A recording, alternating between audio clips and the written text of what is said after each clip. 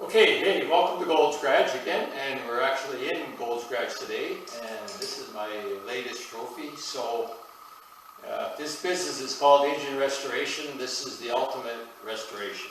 Take a look at this piece and try to imagine what it's going to look like in a couple of months when it's totally restored and running on the dyno.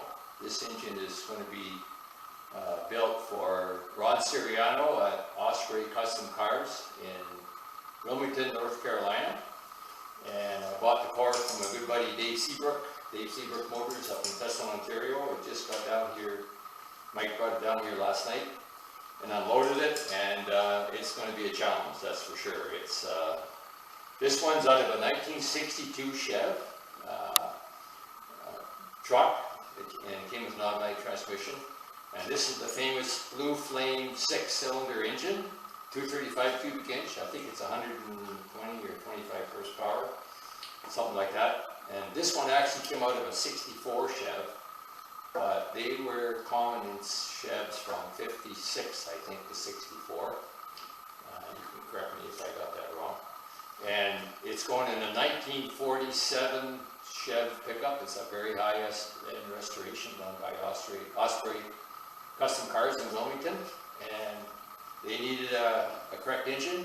So the 235 is an upgrade from the original 215 6. So if you're a vintage 6-cylinder Chev guy, you know that the 215 engine came with, didn't even have forced lubrication to the rod bearings. So if you're a young guy in this business, you probably can't even imagine that, but that is true.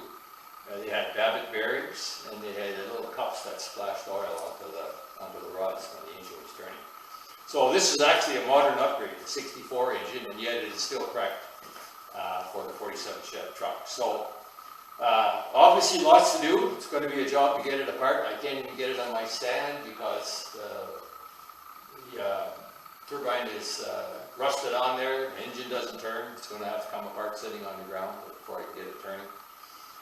It's going to be all disassembled, go to the machine shop, get hot tank, rebuild every part that we can. It'll definitely be bored out, and oversized pistons put in it, and whatever we can't fix we'll replace.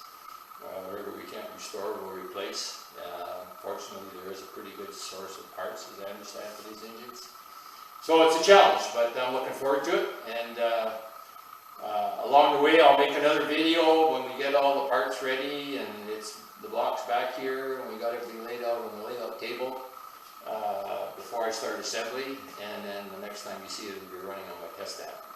So look forward to that. I think, looking forward to it. As I say, it's going to be a challenge. It's a little rustier than I even thought it was going to be. So what else is going on? The Pontiac engine, I just got a bunch of parts for the Pontiac engine, and so it's ready to go together now. The 307 was a subject of an earlier video, restoration and power upgrade. I'm going to try and add hopefully something like 100 horsepower to the 307. Just got the pistons yesterday, so we're ready to go on that. The machine shop has the block, and this engine's been a subject of a few videos. A small block Chev owned by Henry Van Speck, and there's a follow-up coming on that. That's the one that had problems with the camshaft and valve lifters, and I'm just not ready to provide the follow-up with it. I got more work to do first. So that's what's going on.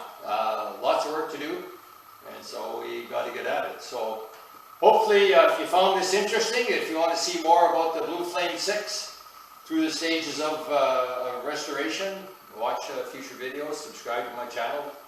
Give me questions, and maybe you can correct me on the year of this engine when they started. I'm not sure if that 55 or 56 is the correct number. But anyway, the Blue Flame is still a very vintage engine, and there's lots of fans out there for Blue Flame engines. So likes are good, and thanks for watching Gold's Garage.